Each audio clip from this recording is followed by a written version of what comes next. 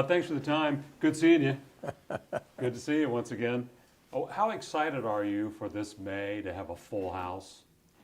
Well, I think that we're going to be able to show the fans, not only here at the Speedway, around the world, how fantastic the Indianapolis Motor Speedway is. We're going to open up the world a second time, but hopefully to a filled audience. We're tracking probably somewhere between 250 and 280,000 people will attend the event when you add up all the different groups that will attend. But more important is just to show the teams and the fans and the sponsors what this iconic place really is all about and what we've invested in. What are you most excited for them to see that you've worked on over the past couple of years and changed? Well, there's a lot of things. I mean, we've invested probably another $30 million. A lot of it you can't see because it's infrastructure related, which was needed. But I think to see what we've done on Georgetown Road, where people come in gate 9 and 100,000 people come down in an enclosed area, that's been opened up. I think when you look at from turn 4 down to turn 1, you know, Pagoda grandstands, we've got the LED boards, the big LED board on the back of the pagoda. Then, of course, my favorite spot is the restrooms and the, obviously, when you think about the concession stands, which we've gone over, but just the golf course has been redone, so many things. I think we've put 4 miles of fencing in around the facility. I don't know how many hundreds of thousands of gallons of paint we've used to bring the facility back to where we want to have it, but it's little things that we've tried to do to make it fan friendly. The most important thing we can do here is to have a fan experience. That you come back, your parents come back, the kids come back. I want to go to the Indy 500. It's the most iconic sporting event and biggest racing event in the world on one day. And we need people to really understand that and how passionate we are to make that happen. With COVID over the past 2 years, putting on races, how difficult really was that to put races on with all the pandemic things going on? Well, the biggest thing was, number one, is to understand COVID. Is it mask, no mask, 6 feet apart, no people? I mean, we never had a clear story, really, when you think about in 20, we had the story, no race. You talk about a down day, but again, it was a day we hadn't counted on. Remember, we did our pro forma here with 250,000 people on the 1st May. Well, it never happened. But when you went into 21, we were still dealing with the city, certainly with the state and people to say, what could we really have? And to our understanding, and obviously the success we had, we opened up America with approximately 134,000 seats sold, plus teams, and we really had a great race. And to me, you know, that was important. But the big thing is the thanks that I give to all the people, unsung heroes that you don't see, are not just the drivers and the teams and the sponsors, but all the people that work so hard here to keep this place going from January when we bought it in 19 until we had that race in 21. And to think about that, but it's the team, it's the people here that I take my hat off to. And I think that's the greatest feeling I have is that no one left the team and they understood what it was all about because they work here for one reason. They love Indianapolis. I love Indianapolis. And that's, I think, that was the core foundation that made the difference during that time. Did you ever second guess yourself during the pandemic? Why did I make this investment and buy this place? Did you ever have that thought? Well, I guess you'd have to say, why did I make the decision so fast back in, I think it was October of 19 when Tony George came up to me and said, I want to see you in Indianapolis or get together with you to talk about the future. You know, with Tony, I've known Tony a long time. You never know what he really wanted to talk about, but I met him down at the Columbia Club before the New Gardens little dinner we had, and he laid out a plan where the family had decided that they wanted to divest of certain assets. And he says, was I interested? Well, I had to be real careful. I didn't jump across the table because I only thought about it for probably 25 years. But I said I'd be very interested. And the next day we signed an NDA. Mark Miles and his team came to see us in Detroit that following week. And we started a journey that took about 4 or 5 weeks. And we went forward. So it wasn't a case of, did I have to do a big pro forma on it, what it was all about. It was the fact that our family could carry on Tony Holman's and the Holman family's great work that they had done to maintain this track over so many decades. And for me to do that, it's in my blood. It's helped us build our brand name. Indianapolis. So it was a quick decision, and certainly not one that I ever felt that I was sure I did. In fact, I'd do it again if I even knew the circumstances. You would? Yep. Take me back to the first time you came to the track. You were how old? 14. And you still remember where you sat? Yeah, I sat down towards the fourth turn with my dad, but it was interesting. We came, he got some tickets from a vendor, a friend of his, and we were invited to a luncheon at someone's home, you know, and they had a show car there. Well, we got there late, went in the backyard, here was this car, I remember sitting in it, putting a helmet on it. I wish I had that picture to show you. And that started, I think, my journey, and then we went to the race, and the speed of the cars, you know, the ambiance, the excitement, and then my interest in cars alone, and Indy, and the names, and the people that used to race at Langhorne and Trenton. Those are areas close to where I live, so I could go see those races. It was amazing. So overall, I guess I got bit by the bug back in 1951, thanks to Lee Wallard. Isn't that wild? And here we are, 50 years later, you had your first win. Can you fathom that? It's been 50 years since Mark Donohue got that first win for you and really set off of this string of great events for you here? Well, I stopped counting, you know, really 50 years. But no, when you think about it, you know, 50 years later, I hope my dad is listening to this conversation today, because I could thank him for giving me the drive and the interest and really the thought to be able to invest here and make a decision. But this is a great place. Does your family understand your passion for this place? You've often said you don't golf. This is your hobby. This is your life, right? Well, I call this an opportunity. My wife said, you're coming home with another opportunity. This is a little bigger one than normal, obviously, but no, it's a terrific place, and they understand it. My son Roger Jr. raced a little bit, but Greg was head of Penske Speedways, where we had Michigan. We built California, so it's been in the family, and two of my grandsons have worked out here a couple summers at the lowest level he could possibly work in. They could work in out here at the track, but no, it's a family tradition, and there's no question from my perspective that we as a family want to be known as someone that added and made this place better. Not that there was anything wrong with it at all. The fact that we could take the great foundation, the iconic race, the 150 or 60,000 people that wanted to come here last year, even during the pandemic, just shows you what this means to so many people around the world. So what you're telling me, your family's in this for the long haul. I would hope so. Yeah.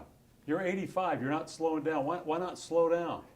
If I slow down, I stop. You know, that's remember you got to keep moving. No, look. I think these types of project, my business, and seeing people perform, whether it's a race guy driving my race car or running a business, one of our businesses, I think the key thing here is that to see people succeed, and I want to be the person that can help put people in a seat or in a situation where they're motivated, they like the environment they're working in, and they want to win. And that's my goal every day. The monetary piece of it might be your report card, but on the other hand, it's the satisfaction around it with so many people. Successor to you. Is there someone in your family that you know they will carry on your legacy? How will that play out? Well, you know, I've got a business legacy, lots of legacies when you talk about it. Yeah. You know, I have boards of directors of all of our company. We've gone through succession planning, you know, from top to bottom in those companies, which people know about.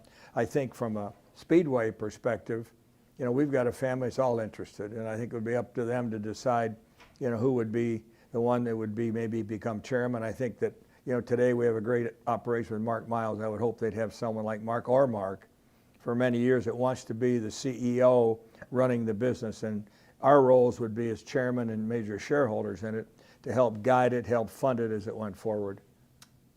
Routines. Are you a routine-oriented guy? I mean, are you like every morning you're up early? You seem like you're a guy who you get after early and you work into the evening, don't you? Well, I try to get up at 6 to 6:30 every day. Some days I work out, but I get in my office early. Like we come down here, you know, we're like to be in the office here by 8:30, so we're getting up early, flying down here, getting here, which and we stay typically till 6 or 7 o'clock at night, maybe longer, stay overnight, because we did that, you know, during 21 and during 20. I mean, we were here, got off the plane. I don't think we ever turn the lights off until after 8 or 9 o'clock. But it's, I think it's more passion, and it's probably detail. You know, the details are what kill you in a business or in any business. And I think for me, having these routines, and then with our businesses, you know, I learned a lot during the COVID period because we used, you know, obviously Zoom quite a bit. Yeah. And then because we needed to communicate almost every day because things were happening so fast, we started to set up more daily or weekly sessions from a standpoint of business. And it really helped us because instead of waiting till the end of the month to get information, we were getting it every 4 or 5 or 6 days, which we've gone on to continue that. But I've always had business plans. I always review. In our auto business, we have some 300 locations around the world. I do an individual business plan on every one of those every year, and that's something I've done it for the last, I don't know how many decades. And to me, that gets you really into the detail. And I'm a guy that likes to go out, not sit in my office. That's what hurt me during the COVID time, was sitting in my office where I couldn't go out and kick the tires. So it's like I like to be. The only problem with this job today is the Speedway. I can't stand on the stand and call a race car. So I hope those guys don't make any mistakes. Winning. You're all about winning. You've won in everything that you do. What would you say to a young person who's starting out and they're trying to think about their career? How would you advise somebody to chase after their dreams? Well, I think you got to know what your passion is. What do you really want to be? Do you want to be an individual? Do you want to be with a group? Do you want to work for a big company? But the key thing is the type of people you surround yourself with. And my dad told me a long time ago, if you're working for a big company and all you're doing is worrying about your own path through that company, how am I going to get to the front? That's not the way to do it. What you got to do is be sure everything decisions you make every day is the best for the organization. And that's what I would say. And I think that people need to understand that. Yeah. But so many people are trying to climb this ladder. But people, you see the people that put out. You don't even have to know their name, but you know who that person is doing a good job. I saw people like that today as we did a business review here at the Speedway. People I really didn't know much about, but I watched them today and said, that's the heartbeat of this organization, or people like that. Indianapolis 500. How important is it to Roger Penske that we have 33 cars on the field on race day? It's been a tradition, 33. We've had less, I think, in the past. We've had bumping. But you know something, today, when I look at it, the teams are so much stronger. You don't have somebody dragging in on a trailer with a car he's going to put together in the garage here like the early days and try to qualify. So it's tighter. The budgets are a little bit higher. On the other hand, I think that we had a few extra last year. I think this year, the way it looks like we'll be 33. On the other hand, we got some exciting news probably around other areas of the qualifying weekend, which I think we'll announce not too long from now. So it's important, but it's not the major thing to have the race. The race is what makes the difference. The bumping is great, but the qualifying, if we can get qualifying even tougher and more exciting, that's what we got to do this year. That's what I'm focusing on. Speed records. How important is it to chase records for those record numbers? Well, I don't just want to turn up the boost. On the other hand, we've got to think about safety first. Mm-hmm. And second, I think to think that someone can go around this racetrack flat out for 10 miles over 230 miles an hour. I don't care who it is, when it is, that's a real record. There's no other cars in the world that can do it other than the Indy cars we have here today. So records are important. Records like Castroneves, 5 wins, Foyt, 4 wins, Unser, all of these people who have set records here, those are the people that make a big difference to me. And to see what they've laid the groundwork for young people coming in like Awards and Hurt and people like that are having such a great start. A couple more and I'm done. How do we attract younger fans to our sport? What's top of mind for you? Well, digitally, I think we're attracting more people today. I think we're reaching out through, our digital initiatives. We just announced Autograph and this process where you can go back and we can give you, through a digitization, give you pictures or something. Those are things we're starting to do. I think the ability for us to keep our races short, I think because the attention span, the streaming that we have today, I think what Peacock's doing for us, when you look at the individual races has been important.